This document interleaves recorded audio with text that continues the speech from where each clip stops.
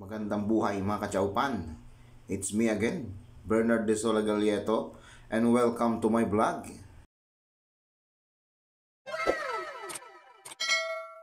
Isa na naman pong simpleng ulam ang lulutuin natin sa araw nito na tiyak magugustuhan ng buong pamilya at ng buong tropa mga kachaupan.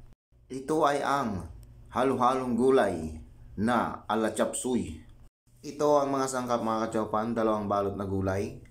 Nilinis ko na po ito na mabuti para diretso na sa pagluluto. At bumili din po ako mga kachaupan ng kaunting hipon. In-steam ko na po ito. Nilagang bato at puso ng manok, Baguio beans mga kachaupan, at mga paunahing condiments. Sa tuwing tayo maggigisa, kaunting oyster sauce at 3 nilagang itlog. Maglalagay din tayo ng kaunting soy sauce at harina mga kachaupan, pampalapot.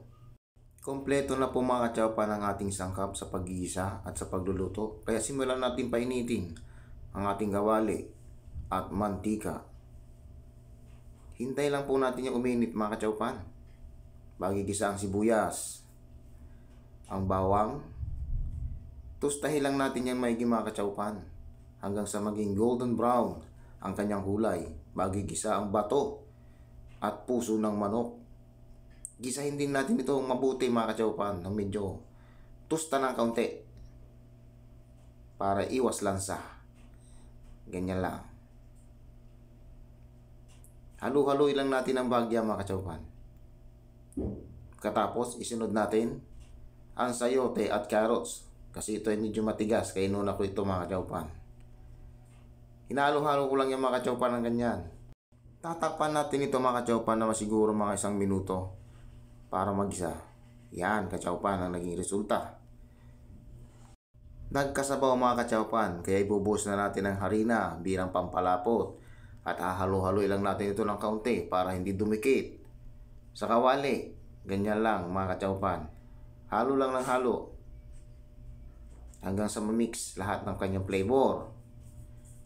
Yan. Sa puntong yan mga kachaupan, ilagay na natin ang repolyo para sabay na rin siyang magisa ng kaunti.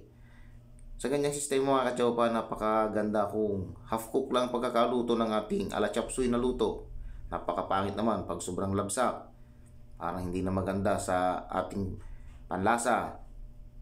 Pagkatapos nating haluin mga kachaupan ay ating itong tatakpan na 1 hanggang 2 minuto. Pagkatapos ng 2 minuto, ayan ang naging itsura mga kachaupan. Ilalagay na natin ng pangmalakasang hipon. Tingnan nyo naging itsura mga kachaupan. Napakasimple ng ating luto pero napakaganda ng itsura. Sosyalin, ika nga. At pagkatapos yan mga kachaupan, ilalagay na natin diyan ang ating nilagang itlog. Ayan mga kachaupan, tingnan nyo naging itsura. Talagang sosyal na sosyal. Kayang-kaya nyo ito mga kachaupan sa lutuin sa inyong bahay. Ayan ang aking bersyon. Gulay na ala chop suey. Napakasarap nito mga kachaupan. Maraming salamat. Hanggang sa muli.